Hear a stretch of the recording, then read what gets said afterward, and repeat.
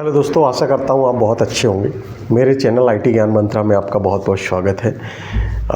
आज का जो हमारा टॉपिक है वो है कि फ्रेशर बच्चे जो नॉन टेक्निकल बैकग्राउंड से हैं वो अपना करियर आईटी में कैसे बनाएं। तो उसके लिए मैं आपको आज कुछ बातें बताना चाहूँगा। महत्वपूर्ण जो बातें हैं वो आपके लिए बहुत लाभदायक होंगी। और जब आप 12th पास करते हो और आप आईटी के अंदर कैसे करियर बनाते हो तो वो उसका मैं पूरा पाथ और विज़न में आपको समझा के चलूँगा, जिससे कि आप इजीली और लाइफ में बहुत कुछ कर सकें और स्किल्स के सहारे एक अच्छी जॉब पा सकें। तो चलिए हम बिना इधर उधर की बात किए हुए सीधे पॉइंट पर आते हैं और डिस्कस करते हैं। तो जैसा कि आपने देखा होगा कि कुछ बच्चे जो ऐसे होते हैं कि 12th के बाद उनका कुछ भी पाथ डिसाइडेड नहीं होता है कि उनको करना क्या है। और सबसे बड़ी चीज़ ये होती है कि सबसे बड़ी चीज़ प्रॉब्लम होती है फाइनेंशियल। और जब कोई बच्चा फाइनेंशियल चीज़ों से, फाइनेंशियल कमी से गुजर रहा होता है तो उसके लिए वो चाहे कितना भी अच्छे डिसीजन बना लेता हो, वो एक कहीं ना कहीं एक उसके जो है बाधा बनती है करियर ग्रोथ के लिए।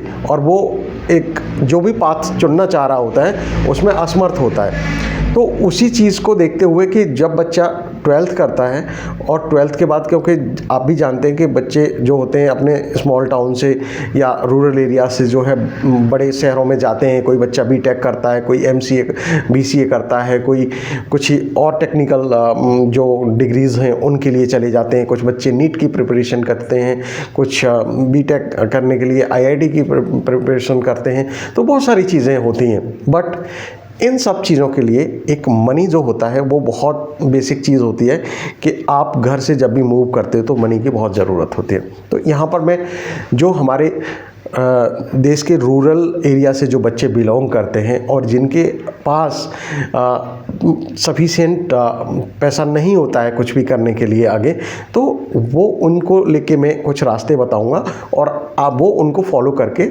आगे बढ़ सकते हैं। तो सबसे पहली चीज़, जब बच्चा 12th करता है तो 12th करने पर उसको ये डिसाइड कर लेना चाहिए कि मुझे प्राइवेट जॉब करनी है या गवर्नमेंट करनी है।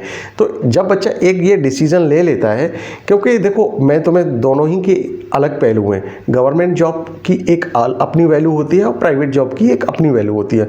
और एक चीज़ मैं क्लियर कर देना चाहता हूँ कि पहले जो एक पेंशन व्यवस्था थी गवर्नमेंट में वो बंद कर दी गई है। बाकी पीएफ हो गया, आपके हेल्थ केयर हो गया, वो सारी प्राइवेट में है। तो आप ये कहो कि मुझे जो सुविधाएं हैं वो गवर्नमेंट में ज़्यादा मिल सकती हैं, ऐसा नहीं है। प्राइवेट में भी आपको अच्छी सुविधाएं मिलेंगी, लेकिन ये ध्यान रखें कि प्राइवेट में क्या है कि आपके परफॉर्मेंस जो होता है वो इवेल्यूएट होता रहता है और उसके बेसिस पे आपको ग्रोथ अच्छी मिलती है। लेकिन गवर्नमेंट में आप ध्यान रखिए कि एक सिपाही को दरोगा बनने के लिए बहुत बड़ा प्रयत्न करना पड़ता है और उसके बावजूद भी ये थोड़ा सा भी करियर में इधर उधर हो जाता है तो आगे के रास्ते बंद हो जाते हैं। तो वही मैं कहना चाहूँगा, जब आप ये डिसीजन ले लेते हैं कि मुझे गवर्नमेंट में जाना है या प्राइवेट में जाना है, उसके बाद आती है बात, अब मैं बात करूँगा क्योंकि आप देखते हैं कि गवर्नमेंट जॉब में भी इतना कंपटीशन है, इतना आसान नहीं है कि जहाँ 100 बच्चों की रिक्वायरमेंट होती है और वहाँ 1 लाख बच्चे जो होते हैं वो फॉर्म फिल करते हैं और उसके बाद बहुत सारी प्रक्रियाएँ चलती रहती हैं। और आप ये देखिएगा इतने सारे बच्चे जो है फॉर्म भरते हैं और उनके कई बार तो आपने देखा होगा कि एग्ज़ाम कैंसिल हो जाते हैं, पेपर लीक हो जाते हैं। तो वो बहुत चैलेंजेस आते हैं और बच्चे को कभी कभी तो 4 से 5 साल उसके लिए स्ट्रगल करना पड़ता है। और कुछ बच्चे ऐसे भी होते हैं जिनको जॉब 4 से 5 साल स्ट्रगल करने के बाद भी नहीं मिल पाती है। तो प्रॉब्लम ये होती है कि उन बच्चों के साथ उन्होंने जो तैयारी की 4 से 5 साल, अब उनके पास कोई ऐसा स्किल्स तो है नहीं कि वो आगे जाके कुछ ऐसी चीज़ कोई कॉर्पोरेट इंडस्ट्री में, प्राइवेट इंडस्ट्री में अपनी वो एक ऐसी स्किल्स की वैल्यू दिखाकर जॉब प्राप्त कर सकें। तो वो बहुत बड़ा चैलेंज आता है बच्चों के लिए। तो यहाँ सबसे पहले मेरे प्यारे बच्चों में यही कहना चाहूँगा कि जब आपने 12th कर ली तो सबसे पहले 12th में डिसीजन ये लेना है कि आप प्राइवेट की तरफ जाना चाहते हो, गवर्नमेंट की तरफ जाना चाहते हो। यदि आपकी फाइनेंशियली जो फैमिली में फाइनेंशियल स्ट्रॉन्ग है तो आप चाहते हो कि मुझे लगता है कि मुझे गवर्नमेंट जॉब ही करनी है, आपको लगता है, तो उसके लिए आप अपना पाथ डिसाइड करें कि ग्रेजुएट के बाद करना चाहते हो गवर्नमेंट जॉब की प्रिपरेशन, क्योंकि हर एक जॉब की एक अपनी अपनी एलिजिबिलिटी क्राइटेरिया होता है। तो अब मैं बात करता हूं कि मैं आपको थोड़ा सा यहाँ प्राइवेट इंडस्ट्री के बारे में गाइड करूँगा। आजकल मार्केट में इतने अच्छे अच्छे वैल्यू एडिड कोर्सेज हैं, ज़रूरी नहीं है कि आप पहले ही पैसे जमा कर दें, क्योंकि जैसे कि मैं बात करूंगा यहाँ पर माइक्रोसॉफ्ट की, सिस्को की, जूनिपर की, क्लाउड में बात करता हूँ तो AWS की और आपका अज्योर का, गूगल क्लाउड का, ये प्राइवेट इंडस्ट्री के एक तरह से कह सकते हो जाइंट कंपनियाँ हैं। ये क्या करती हैं, ये इनके पास जो भी टेक्नोलॉजी है, जो भी प्रोडक्ट्स हैं, उसके लिए ये मार्केट में ये जो कोर्सेज हैं वो फ्रीली अवेलेबल कराती हैं।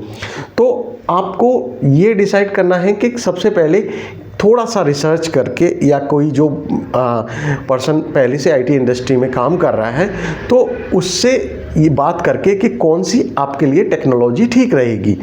तो और सबसे बड़ी चीज़ एक और मैं बात बताऊंगा, क्योंकि अपनी इंडिया में एक जो मिथ है कि ग्रेजुएट होना बहुत ज़रूरी है किसी भी जॉब के लिए, और मैं मानता हूं क्योंकि आप देश के नागरिक हैं तो देश की जो एक सिस्टम है उससे अलग जाके तो आप नहीं कर सकते, तो उसमें भी आपको फिट बैठना है। तो उसके लिए 12th के बाद एक काम करें, आप BA, BCom या BSc जो भी कोर्सेज़ हैं उनमें आप एडमिशन लेके और आप ऐसा प्रावधान बनाएं कि आप सिर्फ एग्ज़ाम देने जाते रहें, और एग्ज़ाम देने, और आप अपने प्रिंसिपल हो जिससे भी आप बात कर सकते हैं। यदि आपकी फाइनेंशियल कंडीशन ठीक नहीं है, आप रेगुलर कॉलेज ज्वाइन नहीं कर सकते, इधर आपको ये कोर्स भी करना है तो।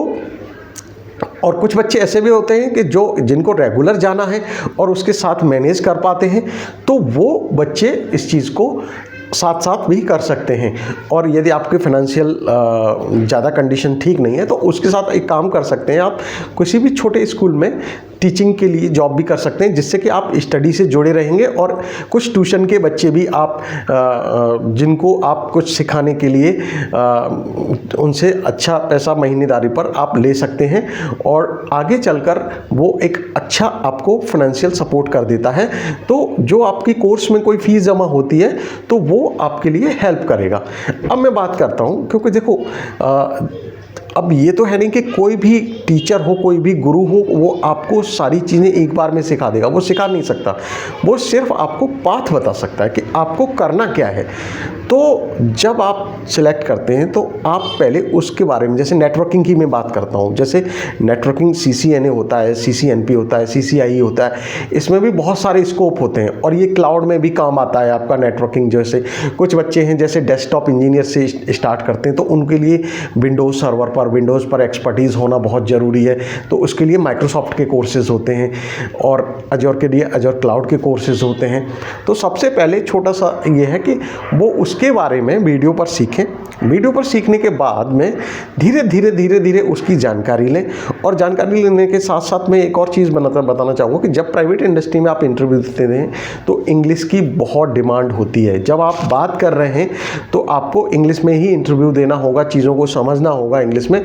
उसके लिए डेली बेसिस पर आप 1 घंटे या आधा घंटे डेली आप इंग्लिश की वीडियो देखते रहें जो इन्फॉर्मेटिव हो, और जिससे कि आप कुछ सीखते हो। और डेली में आप कोशिश करें, इंग्लिश को लिखने की कोशिश करें कि जब कल को कोई आप इंटरव्यू देने जाते हैं तो कुछ जो चीज़ आती है वो आपको, क्योंकि रूरल एरिया में जो बच्चे हैं हमारे, उनको सबसे ज़्यादा प्रॉब्लम आती है एक्सप्लेन करने में। उनको ऐसा नहीं है कि उनको नहीं आता, उनको आता तो बहुत कुछ है, वो चीज़ें सीख लेते हैं बहुत जल्दी, लेकिन होता क्या है कि वो जब उसको एक्सप्लेन करते हैं तो प्रॉब्लम आती है। और आजकल आपको पता है कि जितनी भी कॉर्पोरेट इंडस्ट्री है उसमें इंग्लिश की बहुत डिमांड है। तो अब बात करते हैं हम, ये तो इंग्लिश की बात हो गई, अब आते हैं टेक्निकल पे। अब लेट्स सपोज आपने टारगेट किया, क्योंकि कभी भी ध्यान रखना कोई भी कंपनी आपको डायरेक्ट एक बड़ी पोजीशन पर तो नहीं रख सकती, क्योंकि वहाँ भी एक एक्सपीरियंस का मैटर होता है धीरे धीरे। तो जो फ्रेशर बच्चे हैं, सबसे पहले जो जैसे जिनके पास कॉमर्स है आर्ट है और मैथ से नहीं है, वो बच्चे डिसाइड करते हैं कि मैं डेस्कटॉप इंजीनियर की जॉब से जा सकता हूँ, तो थोड़ा सा रिसर्च कर लें कि डेस्कटॉप इंजीनियर में आपके लिए वीडियो भी बना दूंगा कि डेस्कटॉप इंजीनियर क्या होता है, क्या काम करता है और इसके लिए आपको इंडस्ट्री में कैसे क्या क्या कोर्स करने होते हैं। तो माइक्रोसॉफ्ट में विंडोज़ जैसे आप घर पर यूज़ करते हैं विंडोज़ लैपटॉप पर, तो ये क्लाइंट होता है और एक इसका होता है सर्वर वर्जन जो डेटा सेंटर वगैरह में चलते हैं, तो उनकी भी नॉलेज हमें ग्रैब करने के लिए उसके बारे में जानना होगा।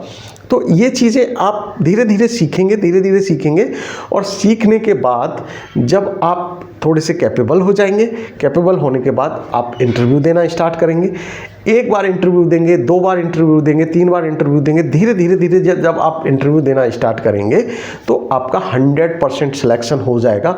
क्योंकि ये ध्यान रखना, रिजेक्शन में ही सिलेक्शन होता है, क्योंकि जब तक आप रिजेक्ट नहीं होगे तब तक सिलेक्ट नहीं होगे। क्योंकि जब आप एक बार रिजेक्ट होते हो तो आप कुछ सीख के आते हो, कुछ व्यक्ति ने पूछा होता है आपसे, तो वो उसको आप ध्यान में रखें, उसका नोट्स बनाएं कि उसमें क्या पूछा था, वो गलती आप आगे ना करें। और बाकी रही बात कोई गाइडेंस की, तो मैं उसके लिए आपके लिए अवेलेबल हूँ। आप मेरी ईमेल आईडी पर अपनी डिटेल्स और अपना जो भी CV आपने जो क्या क्या किया हुआ है वो आप मुझे भेज सकते हैं, तो जिससे कि मैं आपकी एजुकेशन के अकॉर्डिंग मैं गाइड कर पाऊँगा कि आपके लिए आगे क्या अच्छा रहेगा, क्या पाथ ठीक रहेगा। तो और मैं आपको कुछ चीज़ें सिखाने में भी हेल्प कर सकता हूँ, जिससे कि क्योंकि गूगल पर और इंटरनेट पर बहुत सारा मटेरियल है, बट प्रॉब्लम ये होती है कि हमें सर्च क्या करना है, हमें चाहिए क्या। और आजकल तो आप देख रहे हो AI के ज़माने में ChatGPT, जेमिनाई और बहुत सारे AI प्रोडक्ट हैं और ये आपको स्टेप बाय स्टेप चीज़ें बताते हैं। बट आपको सर्च करना आना चाहिए कि मुझे पढ़ना क्या है, मुझे IT इंडस्ट्री में प्रिपरेशन के लिए क्या सर्च करना है और क्या इसके लिए मैं जो रिलेवेंट स्टडी मटेरियल है वो मुझे मिलेगा किसी भी चैटबॉट से या गूगल से या यूट्यूब वीडियो से, वो मेरे लिए कितना हेल्पफुल होगा। तो वो बहुत ज़रूरी होता है। तो बच्चों बिल्कुल आप घबराइए मत, ज़रूरी नहीं है कि आपके पास BTech MCA या बड़ी कोई डिग्री करने के लिए पैसा नहीं है। आप फिर भी IT इंडस्ट्री में जा सकते हैं और आपकी मैं हेल्प करूंगा।